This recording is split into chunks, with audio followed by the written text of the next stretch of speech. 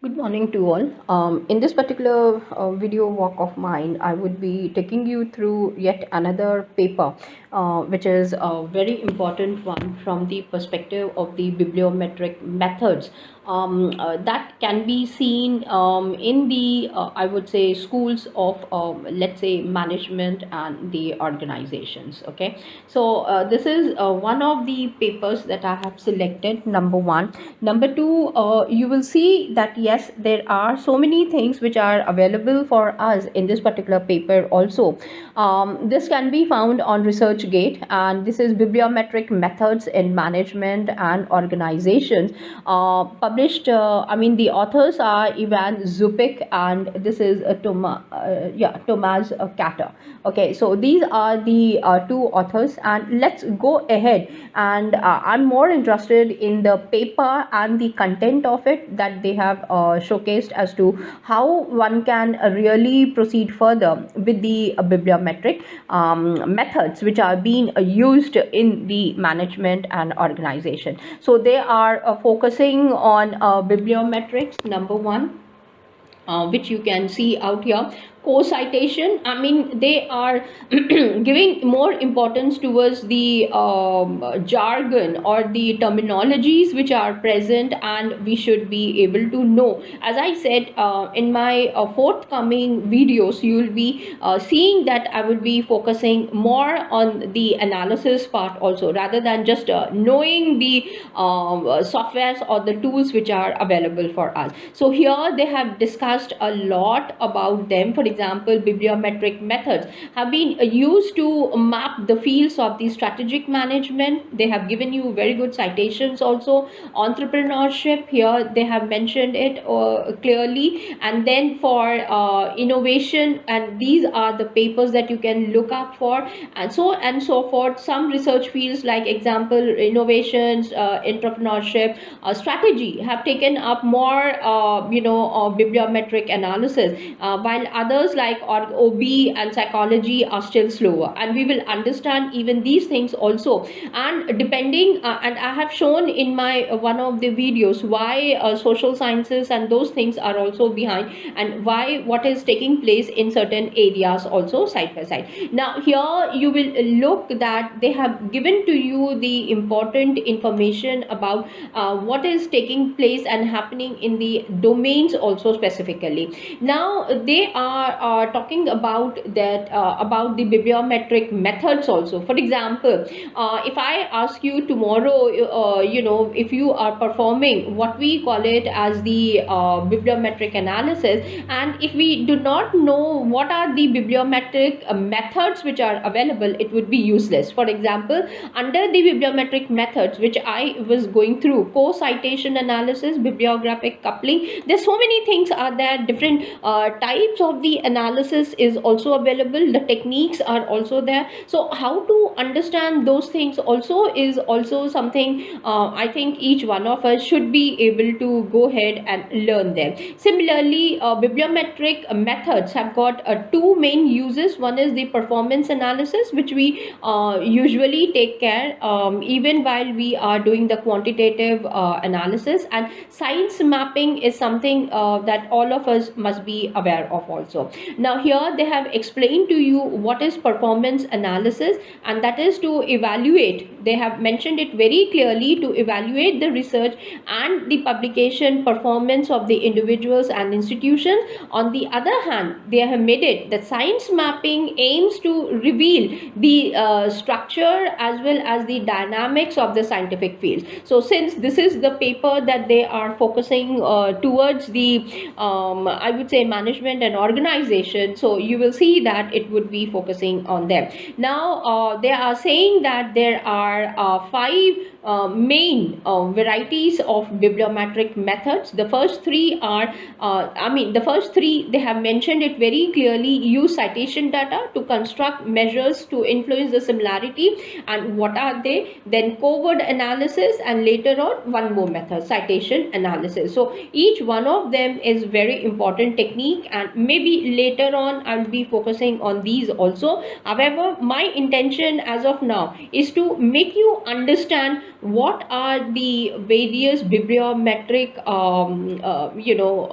things which are available for us. For example, in this case, you can see it very clearly that table 1 focuses on summary of bibliometric methods. Under that, the methods have been given to us. What is citation? Number one. Number two, what is the description of it, unit of analysis, pros and cons of it. Similarly, the method of what you can call it as the co-citation.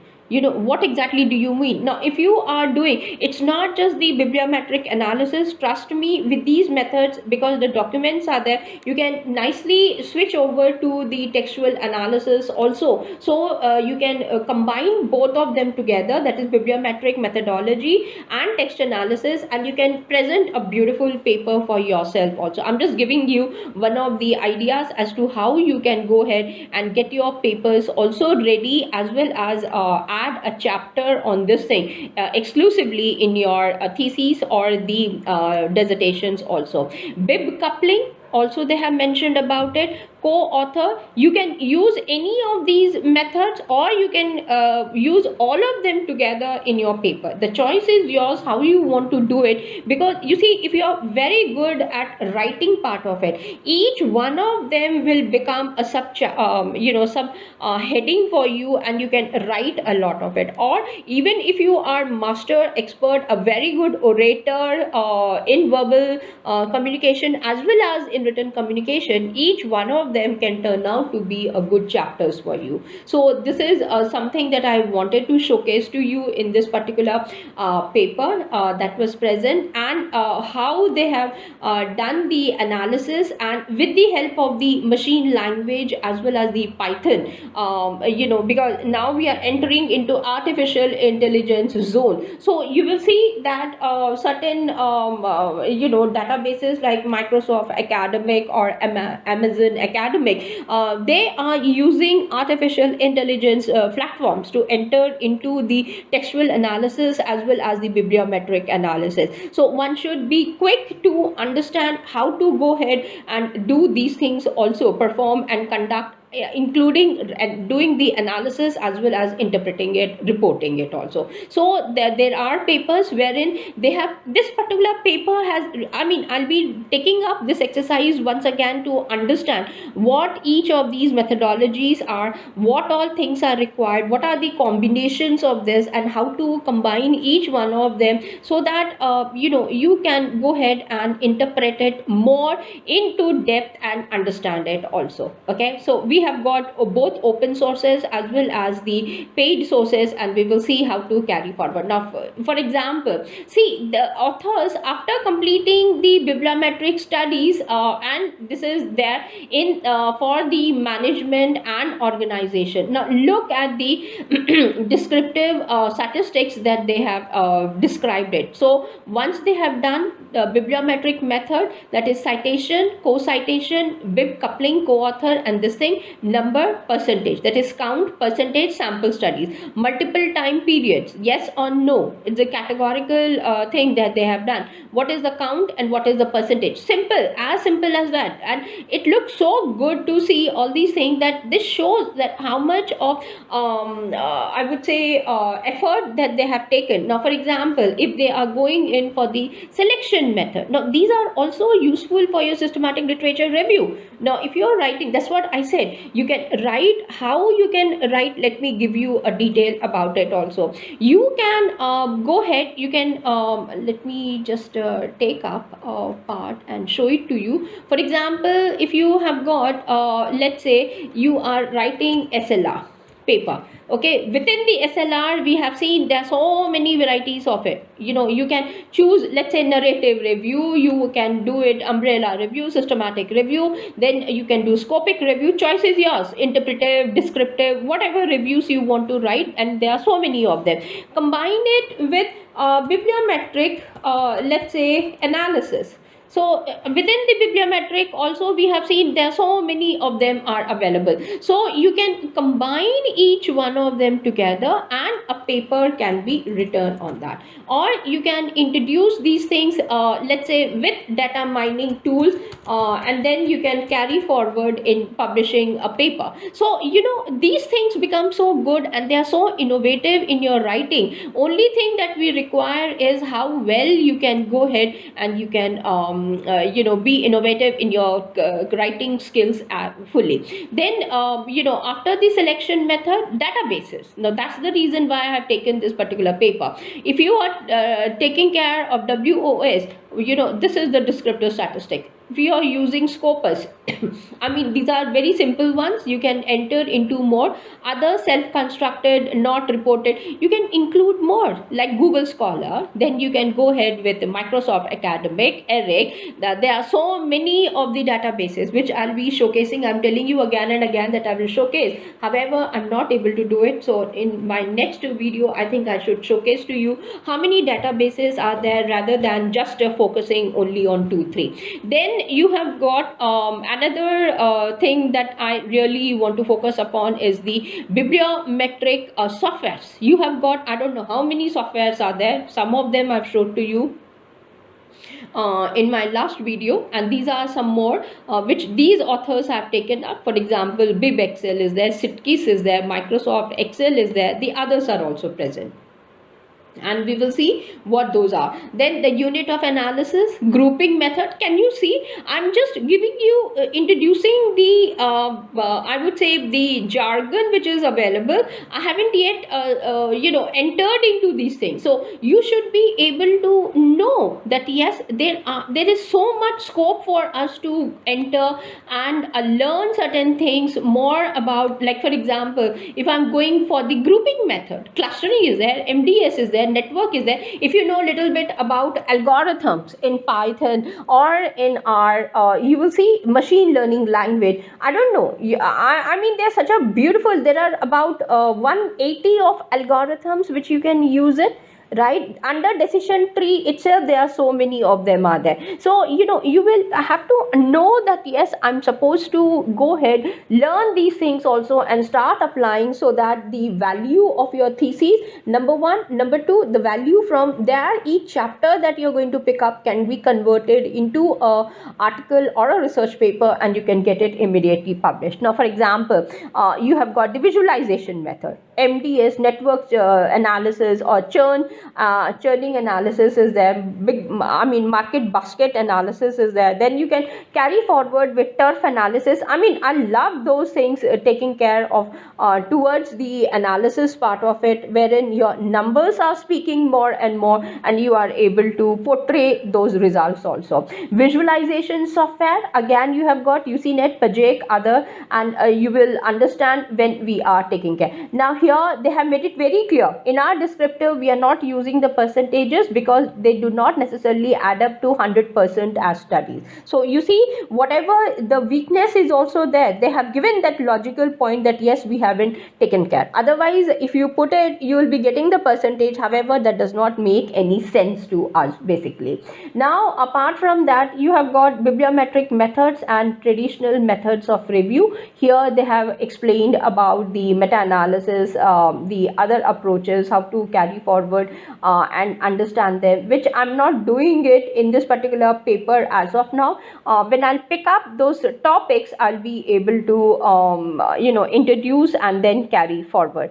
My duty was to make you understand that yes, see, these things are also mandatory for us to focus upon while we are going ahead with the bibliometric analysis. So here you can see content analysis, that's the questions. Now you see, this is the best part of this particular paper, that it talks about the research questions answered by different bibliometric methods that are present for us, and you are supposed to know them. For example, the first one, the citation analysis. Now these are the questions that are there for your citation analysis, and these turn out to be your research questions. So if you know your research questions very well, then you can go ahead and you can formulate your objectives from there and carry forward. forward. Similarly, you have got the second one which is coming up is basically the co-citation analysis. Then you have got bibliographical coupling is there, co-author analysis are there, and these are the research questions. So if you are preparing a nice Excel sheet for yourself for the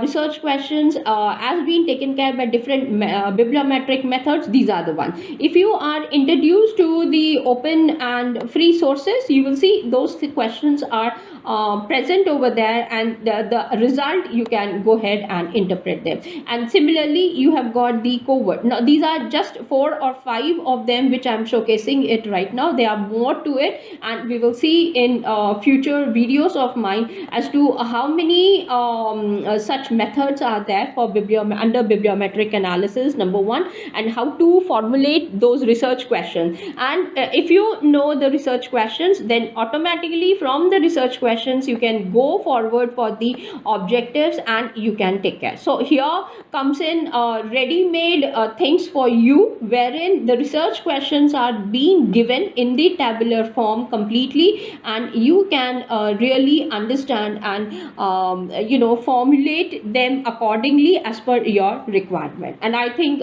from here you can go ahead with the objectives, or we will see the objectives also later on once I complete with the introduction of the other things which I really wanted to do under the comparative study of the bibliometric analysis. Now similarly, this particular paper, when these steps I'll be taking care later on, not as of now, because a lot of data has to be taken introduced to you, and then how to understand each one of these steps also. Now it is fantastic, I'm telling you. WOS gives you ready-made things, so it becomes much more easier. However, at the background, what is happening, again the concepts and the now here comes in what I wanted to focus upon, and that is the bibliometric software. So again I'm coming over there so that I can showcase to you in my future ones also what are the various ones. So here you have got bibliometric tools take raw bibliographic data that you can export from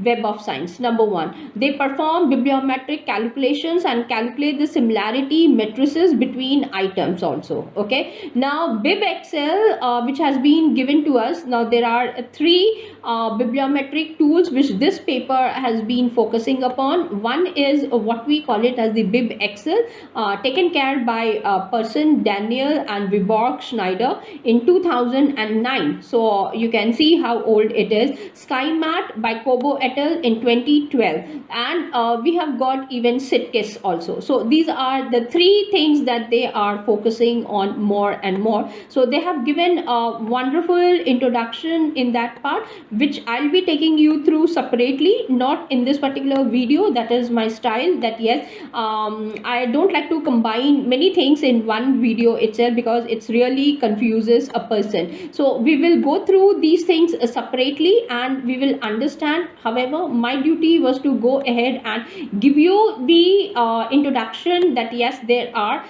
so many softwares which are available, so you can go ahead and you can definitely implement them for the various bibliometric methods. So SiteSpace is one more. These are very easy, though some of them are very complicated ones which I have seen. However, some gives you such a beautiful output that you can literally go ahead and you can use them for your analysis, especially for the bibliometrics. Okay, now here some more they have given to you. So they are doing the factor analysis, clustered analysis, multi-dimensional squaring is also required. So it's not just like that. So you can use SPSS. Then you have got this here they have mentioned it very clearly. For this you can use SPSS data. So you see, when we are talking about bibliometric analysis, it does not mean that we have entered into the zone of comfort level and as per our convenience. No, it's very sophisticated, and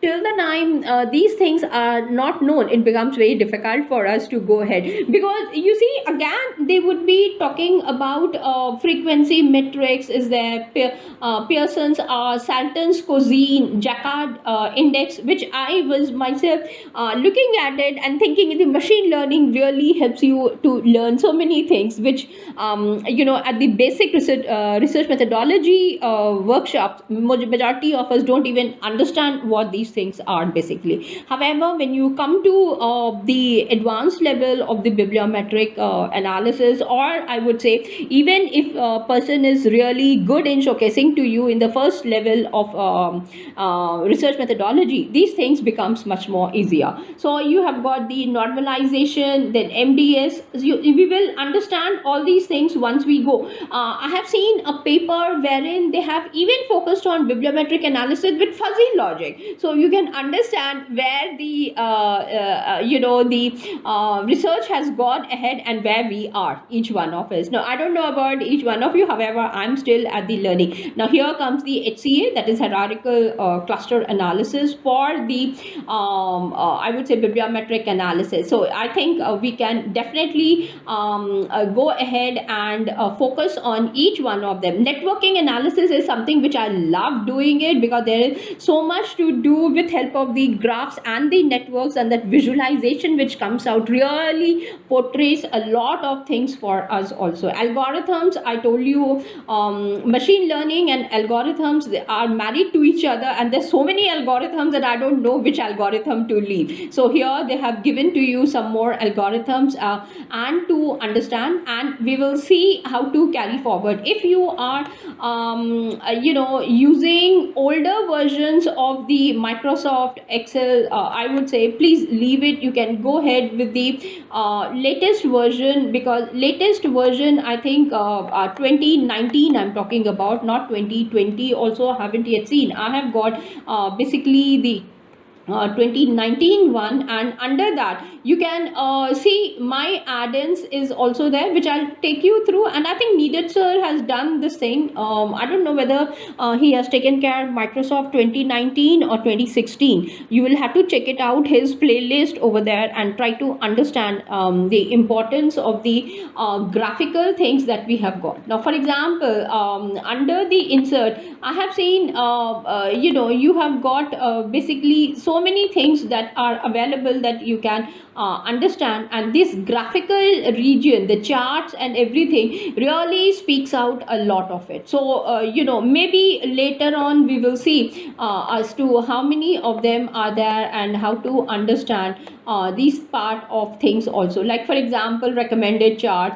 that you can see the number of charts that they are talking about. So the world of I would say visualizations has really taken us into high level or the advanced level of visualization. So here again, bibliometric analysis is the one that is helping us. So here comes in your other step, that is for the visualization, and we will definitely learn these steps also, how to understand if you have got your own data, we can perform it and understand with these kind of a thing. So now you understand the part of the systematic literature review. Now here they are talking about the visualization tools only. Like I like Jeffy, I told you it's the most easiest tool that is available for us for the bibliometric analysis. So you can go to Python. Like I love Python, and so I'll be showcasing to you.